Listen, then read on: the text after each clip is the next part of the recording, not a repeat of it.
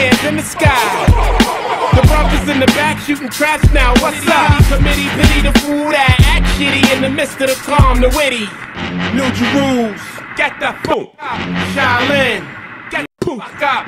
Long Isle, get the fuck up. Worldwide, get the fuck up. Kind of like just talking, and all of a sudden we just started to geek out into a real serious geekgasm, you know? Where Geekgasm? I'm serious. I had a geekgasm, me. Ready? No, don't worry about it. All right. Okay, so guess who's back? Yo. Buzz. Buzz is in the house. Buzz is back in the theater, in the audience, here with you here on the Geekgasm. And I gotta tell you, I mean, I really missed you there, Buzz. You know what I'm saying? Well, you know, I have to keep watching movies, so I can't spend all the time. What kind of movies are those? Can't tell you. All right. Is that the wank movies? The movies in the box? Movies in the closet, behind the bed, bathroom? They have their own shelves. They have their own shells. Nice one. Well, I gotta tell you, you know, I mean, it's been difficult trying to find someone to sit in this chair, you know, not because of the impression you made on it, but just on the. It's gonna be like that, is it? Okay. Okay, no. Okay. Yeah. We'll. I like the new set. Hey, New set's very. you know, we're Parkinson-esque. in the theater. We figured, hey, listen, you know, I mean, hopefully we could get out of the audience and into the theater because that's what we are. We're filmmakers first. So as you know, this is Colin Hines, Shivalenko Media. We are now media. Yeah, I know. That's what I'm saying. It's changes from Evolved. Shivalenko Films, Shivalenko Productions. Evolution sounds better than change. Yeah, I think so. We can always use a little bit of evolution, and you know, You say it better than me. I do actually. Evolution. Evolution, yeah. You know, as you know, I'm the hijacker, and I've been here joined in the chair by a couple of different people, and you know, but it's really great to have Buzz back, you know, so we can have a proper geekgasm, and that's why we're back in the cinema. And so, you know, when we started doing this, we started talking about the films of our time, you know, like the 70s, the 80s, and everything, and that was really good. I thought that was really successful and stuff, you know. I can't wait to read the forums about that. But so then I gave you a whole list of topics that we could probably cover. Yep. You know, and so like for today's block of shows, because you know how we talk, you know, even though Dub wants us out of here, I feel like, you know, like somebody trying to kick us out of the cinema. But, you know, so we figured that we were going to talk about Westerns and film noir. Mm-hmm. You know, and then so Buzz here said, "Yo, look, man, if we're gonna talk about westerns, you know, we gotta have my boy come in and join us." He's the expert on westerns. Well, you know, I mean, he says he's the expert. We'll see. You know how we do. We always have our geek challenges and everything like that. So we're gonna be joined not just by two, but by three, and we'll have somebody coming in on the couch. So I want to introduce you to an actor. An actor. Yeah, Paul Hiltz. You know, which is not his real name, but I won't tell you what his real name is, but he named himself after Steve McQueen. Steve McQueen. Steve McQueen's character in Great Escape. In The Great Escape, yeah. So, you know, the Cooler King. So we kind of like we're trying to figure out, you know, like, hey, wait a minute, we're all got nicknames, and, you know, Buzz was just, you know, throwing onto hives here. If anybody doesn't get it yet. How did you just got that? No. He's slow. So we figured that we would call our man Paul, for the sake of here on this Geekgasm show, we figured we'd give him the nickname of the Icebox. So, ladies and gentlemen, welcome to the Icebox. Whoa. Yeah, I know. There'll be more. We'll add more applause later. Yeah. Overdose. Yeah, exactly. We as you do. So yeah. So thanks a lot for joining us on the couch, Paul. If anybody can remember, you know, I think it was the first episode of the new look of the show, the Geekgasm. Mm-hmm. There was this kind of like creepy little shadow of the audience and everything, you know. It was like, you know, like, who's that? And it was Paul trying to like hang out in the seat, trying to inch himself over. If you heard the odd snore, it was me. Yes, no. Hey. Oh, he's quick. Nothing against these guys. No, of course not. Of course not. So anyway, you know, Icebox. Best nickname I've ever had. Well, hey, yeah, no, it works. It works for you. Less than Baldy, which we usually call him work. And it's been worse than that. I actually love how he came dressed for the occasion with his Starsky and Hutch shirt. Yeah, saw it in the wardrobes and I thought, yeah, Starsky and Hutch. Had to do it. What's The that got to do TV with wrestling? series, not the film. The film was, I refused to watch the film. No, never heard of the film. What TV film are you talking series about? I grew up with. Did you know what film you're talking about? Not a clip. Nah. There's no such thing as the Yeah, film of Starsky and Hutch. Exactly. You know, I mean, Zebra 3, all the way. You know, I mean, Paul Michael Glaser. I love that. I love that scene in the rain where they come, you know, walking up and everything. It's not the swimming pool. I think we're in a swimming Oh, pool. Did you see the mistake in that bit there? With his drying. No. He jumps in the swimming pool with his cardigan on, and at one point when he gets out, he hasn't got his cardigan on. All right. Okay. Six. No, I did not see that. Did not see that. I didn't actually. My girlfriend spotted it. Oh, Good point to link us to the westerns. is it now? Because in the pilots of Starsky and Hutch, Mhm. when they're on the waiting to kill the other guy who they think's got Starsky's car in the pilot episode, the two guys, the two hitmen, who were after Starsky, are waiting to get home to watch a John Wayne movie called Rio Bravo. Mm. And they're talking about that for about 10 minutes in the film, about Rio Bravo. You know, we our links are very tenuous. So let me tell you, well, what I will say, well, it's kind of like 7 Degrees of Kevin Bacon. Yep. I was watching a John Wayne movie last night. Okay. Well, You John know, Wayne, on Sky, I was watching John Wayne movie last night, The Sons of Katie Elder. Great film. It's a great film. Fantastic film. You know, I've always heard of the film, and, you know, I've kind of ignored it in my, you know, vast collection of Westerns, which we're going to be probably talking about today. But, you know, it was amazing. And I only saw a part of it, so I'm going to actually download it, the rest. But it's amazing. But it's because it was John Wayne and Dean Martin. You know what I mean? So, Dean Martin, first of all, I couldn't respect Dean Martin in the Western. You know, He but did John... a couple, didn't he? He did quite a few. Yeah, well, what, Rio Lobo, Real Lobo. you know, Was he in The Undefeated or the... No, that was Rock Hudson, wasn't it, in The Undefeated? yeah. Well, either way, I wasn't really a big John Wayne fan, you know. I mean, and I found myself last night looking at his pants, not the chaps. It's not that kind of geekgasm, but you know, I mean, like the high waters of the pants. It's just like the way he walked. Cause I was like, why are people so gung ho for John Wayne? You know, Well, and he was supposed to be this like gunfighter, Johnny Elder, and you know, he was supposed to be this badass, and he had these brothers. But actually, to me, because it was 1965, it looked like the pilot for Bonanza.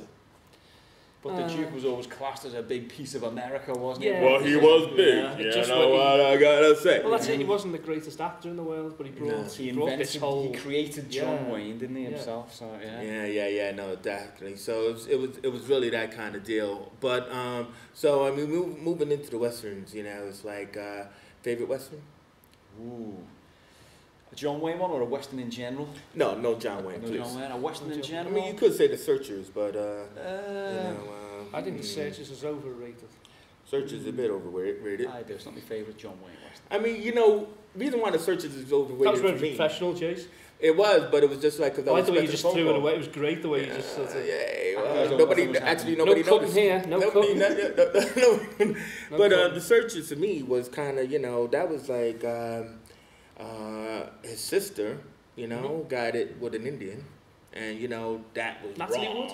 Yes, Yeah, Natalie Natalie Wood. Wood, yeah. That was so wrong that you know, like you know, they turn you.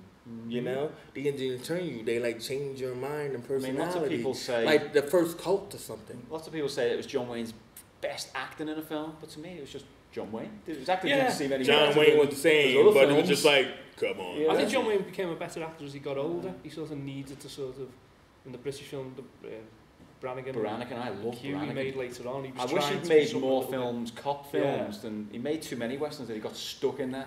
Is that kind of like McHugh or something like bit. that? Q and Brannigan, that Yeah. Q, and he made Brannigan. He'd come to England to make. Yeah. Yeah, Uh, So yeah. he did The Quiet Should Man, we- didn't he? As Yeah. another Quiet blowout Man. from westerns. Well, See, the The Quiet Quiet Man, Man that's one was of the like the best Quiet performances, American. isn't it? Yeah, no, there's a Quiet American and a Quiet Man. Yeah, I Two actually totally- read that book actually. Yeah, that's rare for me. See, I'm not a huge fan of American westerns. Especially the early ones. They were okay when Clint jumped on the scene. You don't mean Clint Eastwood? I thought you meant Clint Walker, you know, and everything like that. You know, the big Indian guy from Dirty Clint Dozen. Walker, yep. But Great name. it is. Clint Walker. you could He's a sell that walker. on anything, couldn't you? Clint's just a great name, Yeah. isn't it? Clint has a squint. I just think, especially some of the John Wayne made about 60 shocking westerns before they were just throwing them out there. Sold a lot of Camel cigarettes. Yeah, they were just throwing them out there. Though they were fillers mostly. Weren't Well, they? yeah, well, you know, they were like weekend jobs, you know, like westerns were like short films because they had the backlot, they had all the sets and everything and the costumes, and the actors were all on a retainer anyway. You know, that was just the way the studio systems work. You know, it's like, you know, punching out like 2 or 3 westerns a week and everything, and just getting them out there. Don't care about plot, you know. It's always gunfighter coming to town. I think that's my problem with the American westerns. They were always the same sort of. Someone's rode into town, done a bad thing, and the guy has to fight them off. 10 years working his way in Beamer. Yeah, I mean, I don't just mean Wayne westerns. Yeah. A lot of westerns until High Noon come along, which was basically the same story, but done with a lot more class. Now we're getting into something good. High Noon was excellent. Yeah, it was I mean, like it was actually written by a guy who had to change his name. I don't know if this is his real name, Dalton Trumbo. Oh yeah, and everything like that, and starring man Gregory Peck. Now, to me, the best thing was like Gary the gunfight. Cooper. Gary Cooper. Sorry. Gregory Peck. All right, listen. My brain's going. Gary Cooper. Levi Cleef and High Noon. Yeah, he's Yes, one of he the bad was. guys, doesn't Yeah, he? He says yes, a he word was. in it, doesn't he? Well, yeah, I was gonna say it's about three gunmen at a train station. You know, it was you know, not much story. It was just like they were just coming for revenge. They were waiting for their head guy, and you know, No one wanted to help the sheriff. No one wanted to help the sheriff. Now, this was classic for like society, didn't you think? Yep. You know, because it's kind of like because he had his wedding that day. He married a Quaker, believe it or not. You know, which was different. And then, you know, it's kind of like, yeah, Sheriff, we're all behind you, great, have a great honeymoon and everything. All of a sudden, Sheriff, these guys are coming for you, you know? And it's like, ooh, all the people at my wedding, all my friends, nobody can help me, what's going on? Like, hey, Sheriff, you're on your own. Yep. And it's like, it's only a guy with a gun, man. It wasn't even like guys with, you know? Yeah. It wasn't even the Indian Army. It was 3 guys at a bus stop, train station, excuse me.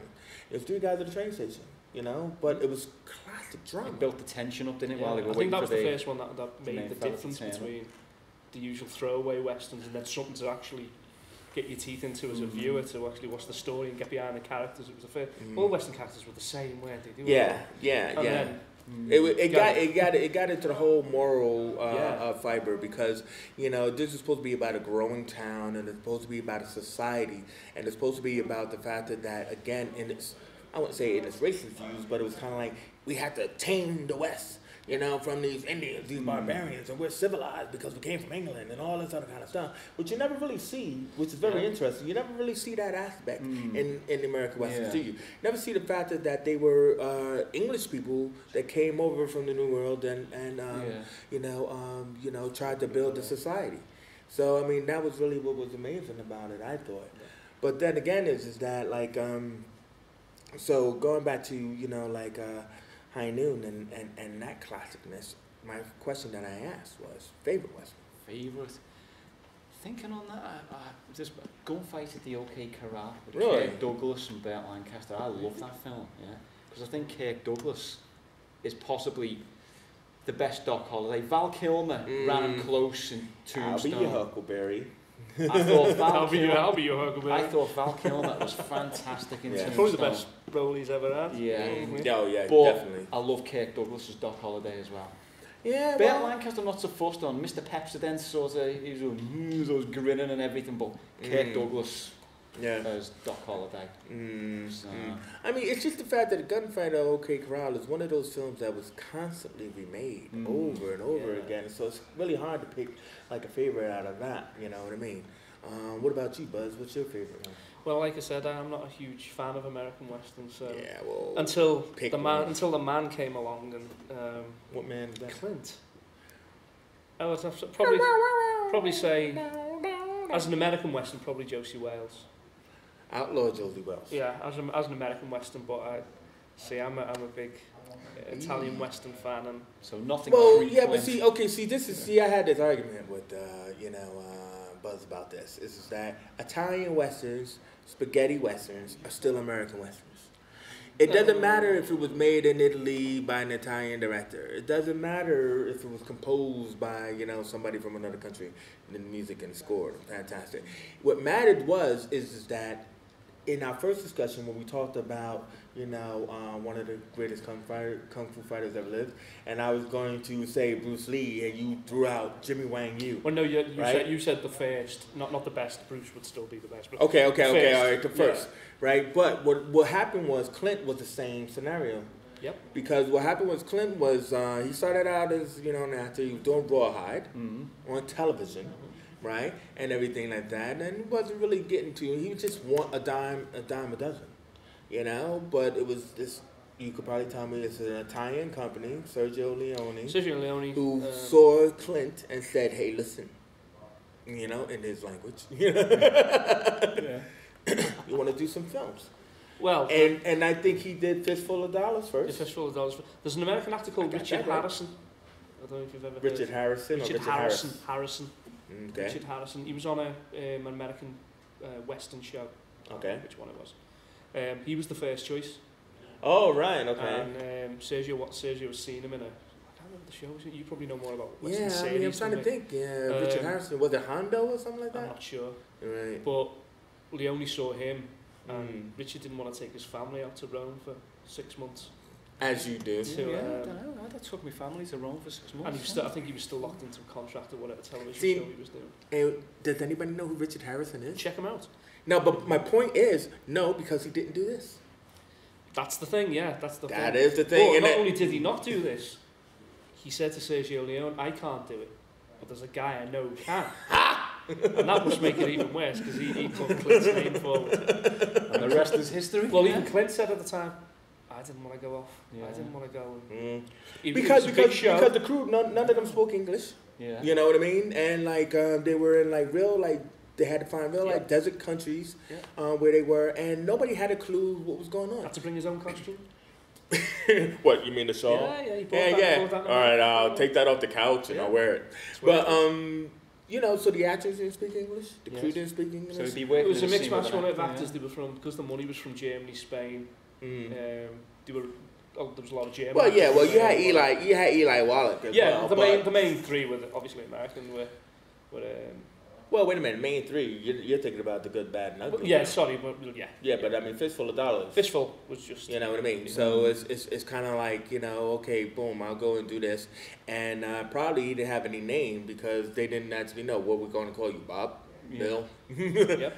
How about this? Don't call me anything. That's what he said. I did actually see a cast list once for, I think it was for A Fistful of Dollars. Blondie? And it had his character down. Blondie is again good and bad and ugly. Yeah. I saw one for A Fistful of Dollars and it had his name, Manku. Manku? Yeah.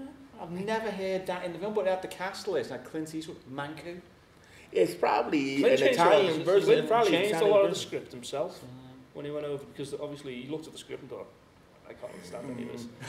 And he changed a lot of it himself to fit his, and he gave himself less dialogue. He took a lot of dialogue, because Clint, and still to this day, 40 years later, 50 years later. It wouldn't make any sense for me to be talking and you guys couldn't understand me, so it'll make me more mysterious. Well, Clint is the only American actor I know of who knows his own limitations and has become a superstar because of it.